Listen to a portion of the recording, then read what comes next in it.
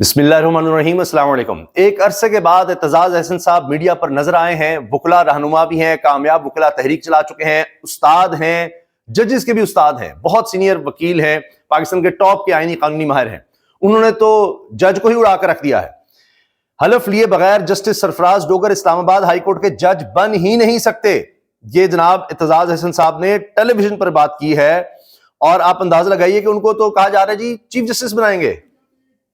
Army کا جب بچے گریجویٹ کرتے ہیں پی ایم اے سے اور وہ اوتھ اٹھاتے ہیں، اس اوتھ کا جو دائرہ ہے وہ پورے پاکستان پہ اپلائی کرتا ہے۔ جب کوئی سول سروس میں آتا ہے تو وہ بھی اس کا بھی پورا دائرہ جو ہے وہ پورا پاکستان ہوتا ہے۔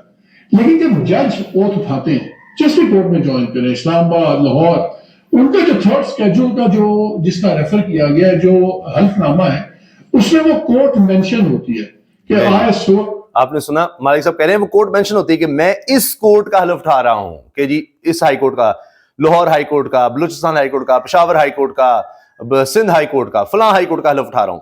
تو یہ کیسے ہو سکتا ہے جس نے حلف اٹھایا ہے لاہور ہائی کورٹ کا وہ ڈائریکٹ اسلام آباد میں آ جائے گا؟ تو اس کا اوتھ اس صوبے کے لیے ہوتا ہے۔ سن لیا آپ نے، انہوں نے حلف پڑھ کر سنا دیا ہے۔ اور اس لیے آپ بحث میں سنتے ہیں، کئی بار آپ بات میں سنتے ہیں کہ جی کیس لگا تو اعتراض لگ جاتا ہے، جی آپ کا یہ دائرہ اختیار نہیں ہے، یہ تو لاہور کا واقعہ ہے، لاہور ہائی کورٹ سنے گا، اور پھر عدالتیں اس پر اپنا فیصلہ کرتی ہیں۔ تو یہ وہ سروس ہے جس میں صوبے کا جج کا اوتھ اٹھاتے ہیں۔ اچھا، یہ ہر سروس میں ہوتا ہے، کچھ ہیں جو پروونشل سروسز ہوتی ہیں، کچھ ہیں جو فیڈرل ہوتی ہیں، تو اسی طرح سے اس کا دائرہ اختیار کی بھی بات ہوتی ہے ہر عدالت کے، وہ بھی مالک صاحب بتا رہے ہیں۔ ان 5 ججز نے بھی یہ کہا ہے کہ جو پنجاب سے آپ جج لائے ہیں، 15 نمبر پہ سینیورٹی میں تھے سرفراز ڈوگر صاحب، انہوں نے آ کے جب اسلام آباد جوائن کیا، اور اسٹل ریکوائرمنٹ ہے، اور اگر جب یہ ٹرانسفر ہے اس لیے ججز نے جو لکھا ہے اس کے بارے میں بتا رہے ہیں، انہوں نے بھی لکھ دیا، ریپرزنٹیشن دی ہے 5 ججز نے، 2 ججز کا کہا جا رہا ہے الگ سے دیں گے کہ اس طرح نہیں ہو سکتا آپ کہیں سے کسی جج کو اٹھا کر یہاں لے آئیں اور جس کو سمجھے کہ ہمارا جج ہے اس عدالت میں لگا کر وہاں اپنے ججوں کی تعداد بڑھا دیں، ایسے تو تباہی ہوگی، کوئی آزادی نہیں رہے گی، کوئی عدلیہ آزاد نہیں رہے گی۔ پھر کیا ڈوگر صاحب جب لائے گئے ان کو فریش اوتھ لینا چاہیے تھا، لازم ہے یا نہیں؟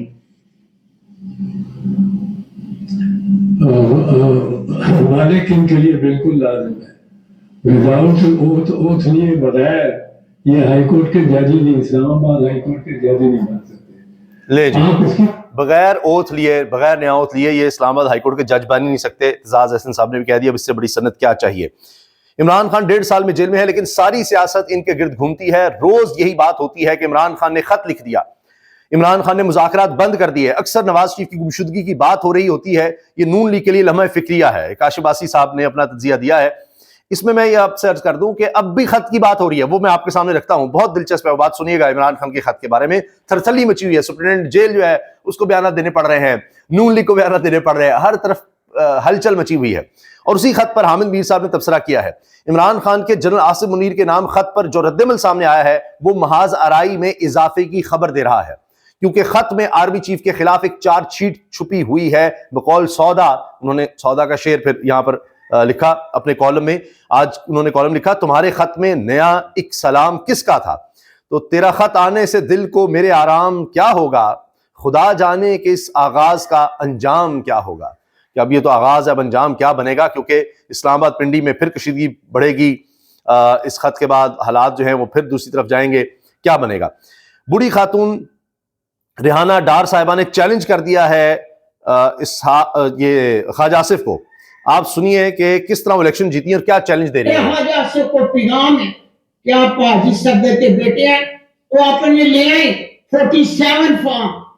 باپ کا نام لے کر چیلنج دیا ہے کہ تم اس باپ کے بیٹے ہو، لاؤ ذرا فارم 47۔ عدالت مجھے بلائے، الیکشن کمیشن مجھے بلائے، میں قرض لے کر جانے کے لیے تیار، اور آپ کو سچ کے ساتھ فیصلہ ہونا چاہیے۔ میں حق ساتھ کے ساتھ ڈٹی تھی، میرے ساتھ ظلم ہوا تھا، میرے ساتھ اللہ کی مدد تھی، میرے نبی کی مدد تھی۔ ساتھ ہوئی روسیاں جو میں چلتی ہوں بیٹا، میرے میں ہمت نہیں، یہ اللہ کی طرف سے ہوگا۔ یہ وہ خاتون ہے جن کا گھر بار چھاپے مارے گئے، تباہ و برباد کیا گیا، ان کے بیٹوں کو لاپتہ کیا گیا، ان کے اوپر کیا کچھ نہیں ہوا، ان کی بچیاں جو ہیں وہ پریشان پھرتی رہیں، چھاپے کے دوران دست درازی کی گئی, کس طرح عزتیں اچھالی گئیں, وہ ویڈیو بھی سامنے آئی. خواجہ صاحب نے اس پر افسوس کا بھی اظہار کیا لیکن اس کے بعد کچھ بھی نہیں ہوا, اور اس کے بعد بھی دیکھیے وہ خاتون ڈٹی ہوئی ہیں اس عمر میں بھی, اور وہ رزلٹ بھی کہہ رہی ہیں کہ جی ہمارے حق میں تھے. یہ خبریں چلیں اور یعنی سب کے پاس یہ دیکھیے یہ فارم 45 بھی وہ دکھا رہی ہیں. اچھا, عمران خان نے کسی کو کوئی خط تحریر نہیں کیا, سپرنٹینڈنٹ جیل کا انکشاف, آپ سنتے جائیے. اور پھر عمران خان کے خط کا نتیجہ کیا نکلا, بیرسٹر سیف نے بتا دیا. انہوں نے کہا جی سارے تو ہل گئے اس خط سے, اور یہ ایک اوپن لیٹر ہے, جس طرح ہوتا ہے نا کہ سب کے لیے اوپن ہے کہ میں یہ بات کہہ رہا ہوں, تو ایک اوپن لیٹر تھا. یہ سمجھ رہے ہیں کہ وہ لکھ کر بند ہو کر وہ پتہ نہیں آفس تک پہنچانا مقصود تھا, نہیں, وہ سب کو بتانا مقصود تھا, وہ ہو گیا کام. اب سارے بیانات اس خط کے ارد گرد گھوم رہے ہیں.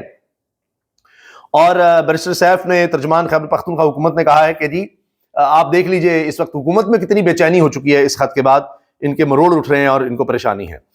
یہ تشویشناک خبر ہے, جنگ میں یہ چھپی ہے, اور اس کے مطابق عمران خان کی طبیعت ٹھیک نہیں ہے.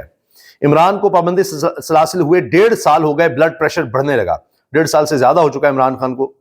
اور یہ جناب راولپنڈی سے حافظ وسیم اختر نے خبر دی ہے, اڈیالہ سینٹرل جیل میں پابندی سلاسل سابق وزیر اعظم کا بلڈ پریشر بڑھنے لگا, ہارٹ بیٹ میں بھی اضافہ ہو گیا ہے. کچھ ہفتوں سے بے چینی کا شکار, بلڈ پریشر 80 سے 130 رہنے لگا, ہارٹ بیٹ 50 سے اوپر. اور معاف کیجیے گا, ان کو 1.5 سال سے زیادہ ہو چکا ہے جی جیل میں. انہیں 5 اگست 2023 کو ڈسٹرکٹ جیل اٹک میں قید کیا گیا تھا. بعد میں اسلام آباد ہائی کورٹ کے حکم پر انہیں 27 ستمبر 2023 کو اڈیالہ جیل منتقل کیا گیا تھا, ایک جیل سے دوسری جیل. کبھی عدالت میں نہیں پیش کیا جاتا, کبھی جیل سے باہر نہیں لایا جاتا, ان کی رہائی ہوتی ہے, مقدموں سے رہائی ہوتی ہے, بریت ہوتی ہے, وہ جیل میں رکھا جاتا ہے, نیا مقدمہ ڈالا جاتا ہے. ایسی مثال کہیں نہیں ملتی آپ کو. 200 کے قریب مقدمے عمران خان پر بنائے گئے. جیل ذرائع کا کہنا ہے کہ جب وہ جیل آئے تھے تو ان کا بلڈ پریشر 110, 120 اور 70-80 تھا. ہارٹ بیٹ 43 سے 45 تک تھا, جو انتہائی آئیڈیل تھا اس وقت جب آئے تھے. تاہم وہ اب کچھ ہفتوں سے بے چینی کا شکار ہیں. بلڈ پریشر 80 سے 130 رہنے لگا ہے, جبکہ ہارٹ بیٹ بھی 50 سے اوپر نوٹ کیا جا رہا ہے. گزشتہ چند ماہ سے وہ کانوں میں سنسناہٹ کے مرض میں مبتلا ہیں. ذرائع کا کہنا ہے کہ انہیں تاحال مکمل افاقہ نہیں ہوا. وہ اپنے ذاتی معالج کی تجویز کردہ میڈیسن استعمال کر رہے ہیں. اب ذاتی معالج کو ملنے کتنا دیا جاتا ہے, یہ بھی ایک سوال ہے کہ اتنا ملنے دیا جاتا ہے کہ وہ بار بار ان کا چیک اپ کر سکیں. یہ ایک تشویشناک بات ہے. اب 2 اس کے پہلو ہیں. ایک طرف یہ کہا جا رہا ہے کہ جی یہ اس لیے کہ وہ عمران خان کو کمزور دکھانا ہے کہ وہ دیکھیں اس کا جیل میں 1.5 سال بعد دیکھیں نا اس کی اب طبیعت خراب ہونے لگ گئی ہے, فلاں ہونے لگ گیا, یہ مذاق اڑاتا فلاں تھا. لیکن وہ نہیں کہہ رہا کہ جناب میرے پلیٹلیٹس گر گئے ہیں, مجھے باہر بھجواؤ. وہ نہیں کہہ رہا. یہ ذرائع کہہ رہے ہیں کہ اس کی طبیعت خراب ہے. یہ سب کو پتا ہے کہ کان کا مسئلہ ہے, اب 70 سال سے زیادہ ان کی عمر ہو چکی ہے. ایکسرسائز وہ کرتے ہیں, فٹ رہنے کی کوشش کرتے ہیں, لیکن ظاہر ہے کہ ایک قدرتی عمل ہے, تو وہ سب وہ سہ رہے ہیں. اور جس حال میں ان کو رکھا ہوا ہے وہ کوٹری سی, وہ بھی سب نے دکھا دی, حکومت نے خود دکھا دی وہ کس حال میں ہے. اور کبھی ان پر پابندیاں لگ جاتی ہیں, باہر وہ اس طرح آ نہیں سکتے, کسی سے عام میل جول اس طرح نہیں ہے, اور جب ملنا ہے لوگ اوپر ہوتے ہیں, تو ویسے ہی ذہنی ٹارچر ہی بہت ہوتا ہے. جیل ہوتی ہے, جو مرضی آپ کر لیں, اور اس کے باوجود وہ شخص ڈٹا ہوا ہے, آپ اندازہ لگائیے. تو اب اگر ان کی طبیعت جس طرح بتایا خراب ہے تو تشویشناک بات ہے. کیوں ان کی طبیعت خراب ہوئی ہے؟ تو الٹا جو ان کے حمایتی ہیں, جو ان کے چاہنے والے ہیں, ان کے ووٹر ہیں, تو پریشان ہوں گے کہ جیل میں جا کر اتنا فٹ آدمی اب کیوں طبیعت خراب ہو رہی ہے, کیا ان کے ساتھ جیل میں ایسا کیا جا رہا ہے. وہ تو پھر یہ بات بھی ہو سکتی ہے. اور اس پر جو حال ہی میں ڈیرن بیٹی غالباً نام ہے, جو ٹرمپ کی ٹیم میں شامل ہوئے ہیں انڈر سیکٹری کے طور پر, انہوں نے کہا ہے, ڈان میں پوری خبر چھپی ہوئی ہے, انور اقبال صاحب نے شاید چھاپا ہوا ہے, اس نے کہا کہ انٹرویو میں کہ عمران خان کی جان کو خطرہ بھی ہو سکتا ہے, جلدی کچھ کرنا ہوگا. تو پھر تو وہ باتیں اس طرح درست لگنے لگیں گی. یہ بہت ہی افسوسناک تشویشناک خبریں آ رہی ہیں. حالات کنٹرول نہیں ہو رہے. ابھی حال ہی میں ہم نے دیکھا بلوچستان میں اتنے بڑے بڑے حملے ہوئے ہیں, 24 گھنٹے کے اندر اندر پہلے 18 ہمارے جوان شہید ہوئے, 23 دہشت گرد بھی اس میں مارے جوابی کارروائیوں میں. لیکن ساتھ ہی ڈی آئی خان سے خبر آئی کہ وہاں بھی 4 اہلکار شہید ہوتے ہیں فائرنگ میں. اور اس کے بعد اب آپ دیکھیے کہ 24 گھنٹے کے اندر اندر یہ خبریں آ گئی ہیں کہ جنوبی وزیرستان دہشت گرد کا فورسز کی پوسٹ پر حملہ, 4 جوان شہید, 7 زخمی ہوئے ہیں. اور کرک میں بھی پولیس چوکی پر شرپسندوں کے حملے میں 3 اہلکار شہید, 3 شدید زخمی ہو گئے ہیں. اب یہ جو وزیرستان میں حملہ ہوا ہے اس کی تفصیل بھی جنگ میں چھپی ہے. 6 فروری 2025 کو جنوبی وزیرستان دہشت گرد کا فورسز کی پوسٹ پر حملہ, 4 جوان شہید 7 زخمی. جنوبی وزیرستان اپر غزائی پوسٹ پر دہشت گردوں کا حملہ, 4 جوان شہید 7 زخمی. سیکورٹی فورسز کی غزائی پوسٹ پر حملہ 4 فروری کی رات کیا گیا. دہشت گردوں کی طرف سے چیک پوسٹ پر اندھا دھند فائرنگ کی گئی. جنوبی وزیرستان میں اپر میں دہشت گردوں نے سیکورٹی فورسز کی غزائی پوسٹ پر حملہ کیا, جس کے نتیجے میں 4 جوان شہید جبکہ 7 زخمی ہوئے. سیکورٹی ذرائع کے مطابق یہ حملہ 4 فروری کی رات 8 بجے کیا گیا, جس میں دہشت گردوں نے PR 2173 بریگیڈ FCKP ساؤتھ سے فائرنگ کی. حملے میں شہید ہونے والے اہلکاروں میں CQM H سعید, سپاہی باسط, سپاہی طلحہ عزیز اور لانس نائک احمد خان شامل ہیں. زخمیوں میں نائب صوبیدار غفور, حوالدار افضل, حوالدار امجد, سپاہی نصیب اللہ, لانس نائک عمر شاہد صادق اور لانس نائک موسیٰ شامل ہیں, جن میں سے 3 اہلکاروں کی حالت تشویشناک بتائی جا رہی ہے. حملے کے بعد سیکورٹی فورسز نے بھرپور جوابی کارروائی کی, جس کے نتیجے میں کئی دہشت گرد ہلاک اور زخمی ہوئے ہیں. تو یہ اٹیکس ہم دیکھ رہے ہیں تسلسل سے ہو رہے ہیں. دوسری طرف کرک سے جو خبر ہے اس کے مطابق یہ پولیس اہلکار شہید ہوئے ہیں. پولیس چوکی پر شرپسندوں کے حملے میں 3 اہلکار شہید, 3 زخمی ہو گئے ہیں. یہ بہادر خیل کی پولیس چوکی پر شرپسندوں نے حملہ کیا, جس میں 2 پولیس اہلکار شہید اور 6 زخمی ہوئے ہیں. بھاری ہتھیاروں سے پولیس پر حملہ کیا گیا.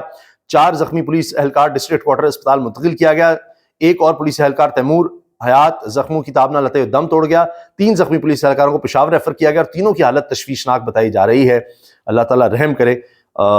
یہ اس وقت ملک میں حالات ہیں, امن و امان کی صورتحال بگڑتی دکھائی دے رہی ہے, اور ہم دیکھ رہے ہیں کہ 10 سال کے بعد یہ نظر آیا ہے کہ 2024 بدترین سال تھا دہشت گردی کے حوالے سے. بہت اس میں جانیں گئی ہیں, اور ابھی 2025 کا آغاز ہی ہوا ہے, اور اس میں بھی آپ دیکھیں کتنا جانی نقصان ہو رہا ہے. اللہ تعالیٰ سے دعا ہے اللہ تعالیٰ ملک میں مکمل امن ہو, یہاں پر خوشحالی ہو, اور جو لوگ جو چاہتے ہیں اس طرح سے یہاں پر فیصلے لیے جائیں. اللہ حافظ.